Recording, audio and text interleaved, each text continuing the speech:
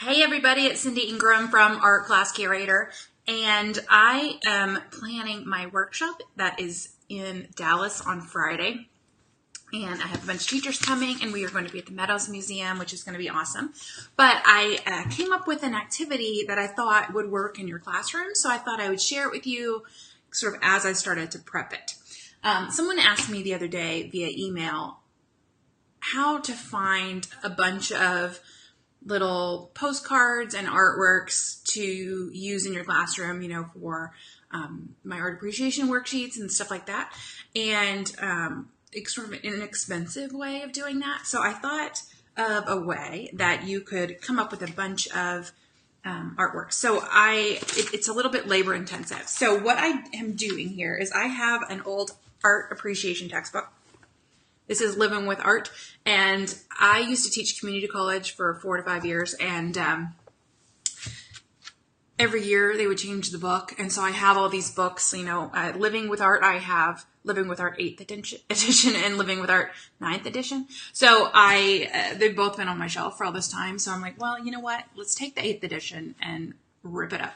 So what I did is I am cutting out the images from the textbook.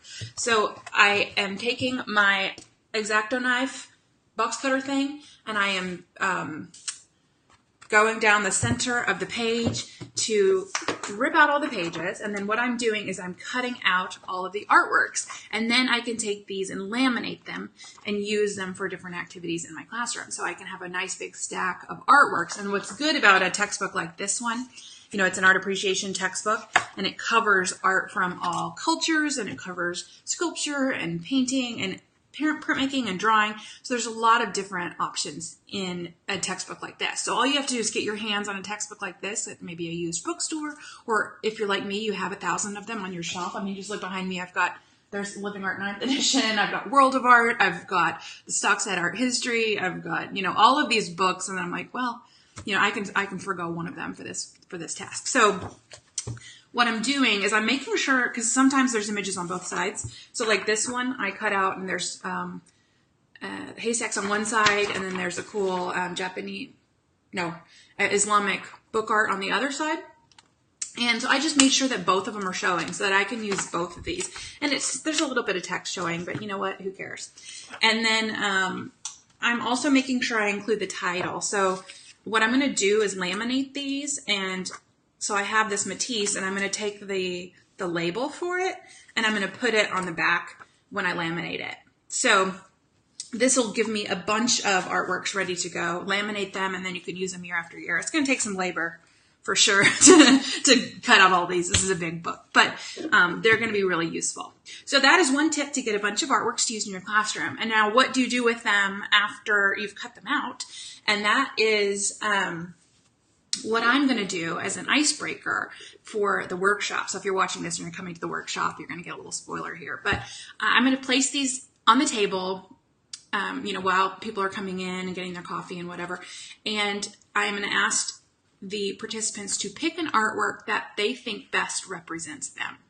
And with art teachers, I can usually ask that question and they'll have an answer. But with students, they don't know enough artworks to have an answer to that question. So this is a good way to get to know students, to see what they're drawn to see what they're interested in.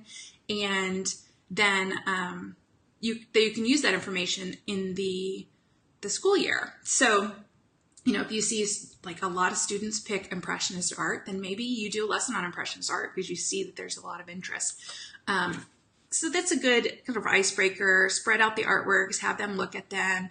And it's a way to personally connect with art and, give one way that we can look at art in different ways than just looking at it and talking about it. But there's, ways to connect to it. So that's my idea. And then of course you can use these for anything. You can put them on a table, one artwork per table as a bell ringer, and you can have students write a few sentences about them.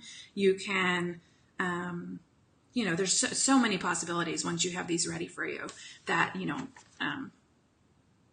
the possibilities are endless. So anyway, that's my tip. That's my idea. And I'm going to go back to ripping up this book, which feels very wrong, but I'm going to do it. Why do I have 2 copies of it? So yeah, pretty It'll be fun. Thank you for watching, and I hope you try it out and let me know if you have any other cool ideas to use these pictures with. I want to hear about it. Have a great day, and enjoy the rest of your summer if you still have summer left. Bye.